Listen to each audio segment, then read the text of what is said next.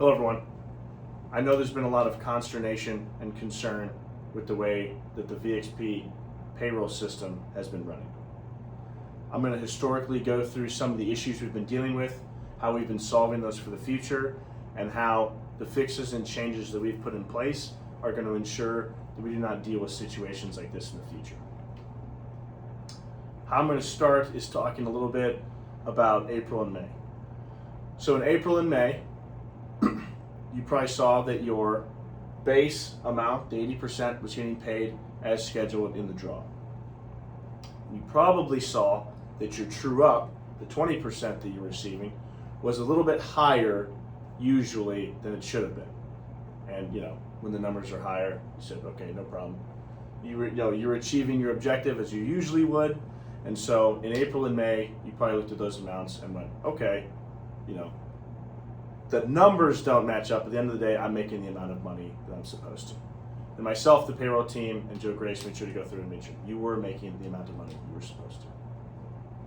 However, VXP came to us and said, hey, and I did a YouTube video about this previously, they came and said, hey, we do not have the base amount high enough, and therefore in the application, the true up, the 20% on VXP, is automatically updated. We fixed those draws.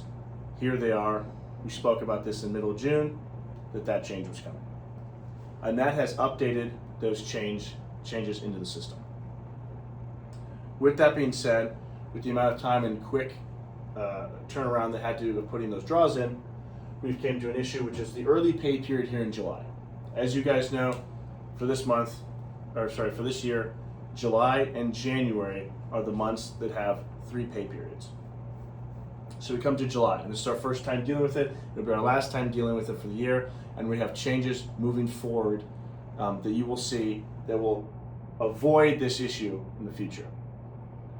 The issue we have before us right now is this. Pay period 14, 15, and 16 are all in July.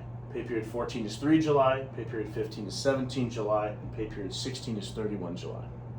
Based on how the checks are going in the bi-weekly system, you're going to get your base, your true-up, and your PFP for June in 3 July. Now you're probably way ahead of me and you see that is a quick turnaround and it's too fast to calculate what has happened for the month of June. So what we are doing, and what you'll see very shortly in your checks, and what you've probably already seen, is that you got paid 100% for your base, your true-up, and your PFP. So for this individual, if their base was 1,000, if their true-up at 100% was 1,200, and they achieve 100% of their objective goal, they would get in total $3,200. So we decided we paid that out in 3 July in pay period 14. And what we're going to do to rectify this for those individuals who maybe were below 100% or who were above 100%, the difference, we are going to pay the difference over the next 2 pay periods. And what I mean by that is this. The issue that the reason we've come to this of what we're calling the square deal, the reason we're going with the square deal is this. If you were an individual who say you got 80%, right? Say the difference for us is that we need to take $400 off of this, right? You only earned 800 of the 1,200 because you were down in VXP for the month of June. And say you were down another 400 in objectives. You only achieved 60% of them. Our issue we'd be running with is that when we took that difference out of your next check in pay period 15, you would only be getting a check for $200. Now, that's not financially viable for anybody, and we wanted to make sure to ease that a little bit. So what we came up with was a split. Instead of doing this, right? If the difference is minus $800, what we're going to do is we're going to split it. So it's going to be, we're going to split that amount over the 2 pay periods to make it more livable, and instead we're going to check for 600 and 600, right? Now, these numbers are just the extreme, right? I'm just using these numbers as a way, an example to illustrate what we're going to do.